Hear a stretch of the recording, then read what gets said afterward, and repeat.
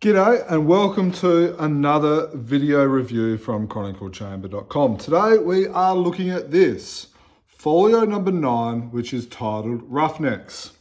Now let's look at the folio itself. It has the really nice embossing, which is the same. The only real difference is last year's, which is folio 8, had the spine, which you can see there. Everything else is pretty much the same. Now, the only negative about not having the spine is that if you are storing it like this, it doesn't really kind of have the storage option. But if you are like me and I store the prints actually in a display folder, it doesn't really matter. So let's have a look at the actual prints here. So we've got Ming The Merciless by Grange, Wallis. Really like the colours on this one. And it's nice to see like a different type of bad guy. You have Glenn Ford, which is the Toadmen, which is one of the first people, the chief of the Toadmen was actually one of the first people to see the Phantom unmasked. Not 100% sure on that one. I like the fuzziness because, you know, he was kind of being attacked. This is one of my favourite ones, Miss Mist by Marcelo Baez. Talking to him at the convention when this was first released. Really like the triangle. He's got a thing for octopuses.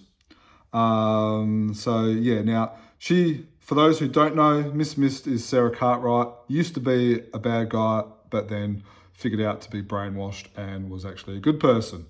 I do like that. I like the triangle. That works quite well.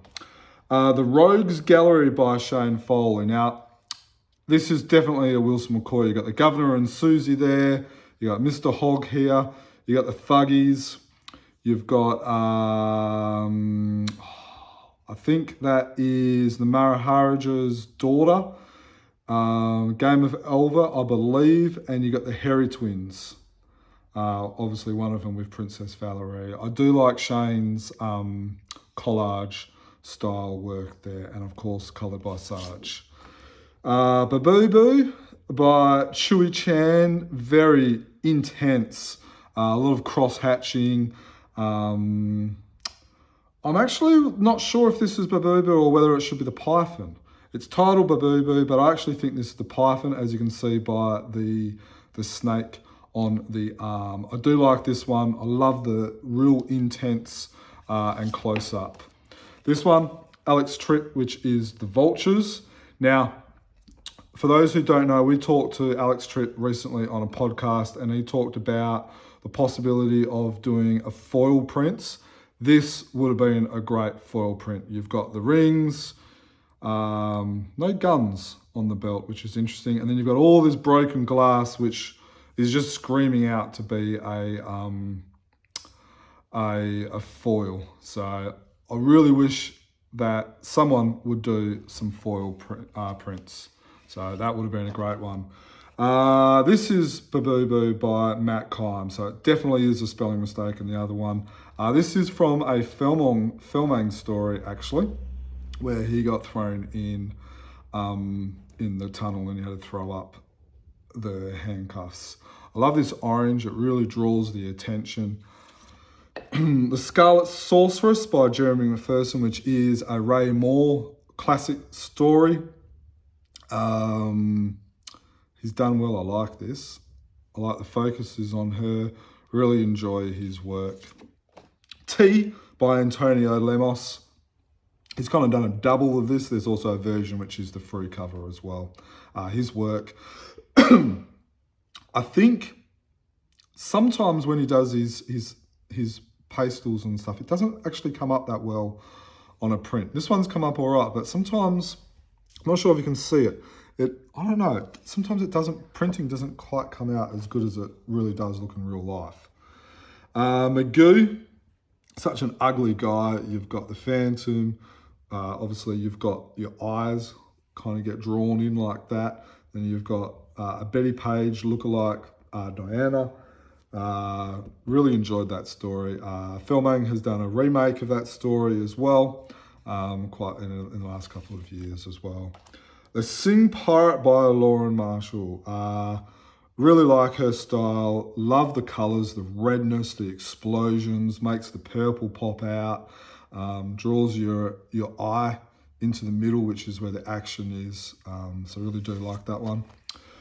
Then you've got the Assorted Boxing Roughnecks by Paul Mason. So this is a recent story. You've got some people in here. There might even be the odd little cameo in there, so it's worth having a look. Really like that. Love here, which kind of gives you a bit of information. You've got the bad guys at the front, then you've got the scene in there, so that works out quite well. Lastly, but definitely not least, we have the Frankenstein by Jason Paulos. Jason does like the monster horror theme, so this one works quite well. Again, this has got the coming out the window, which obviously is a bit of a trend. I do like Jason's colours with his work. So yeah, so look, there's 13 of them on the Frew website. They're available now. They're for $95, which is less than $10 a print, which is very good value, especially because they're all signed as well, and there's some great Australian artists in there. So $95 plus postage, even if that is $25, which it shouldn't be, it still works out to be less than $10 a print. And look, you cannot go to a Supernova or a convention and get a print like this by an artist for $10. So it is a great price. All right, keep an eye out on our website, follow us on social media, you know the drill. And as always, happy phantoming.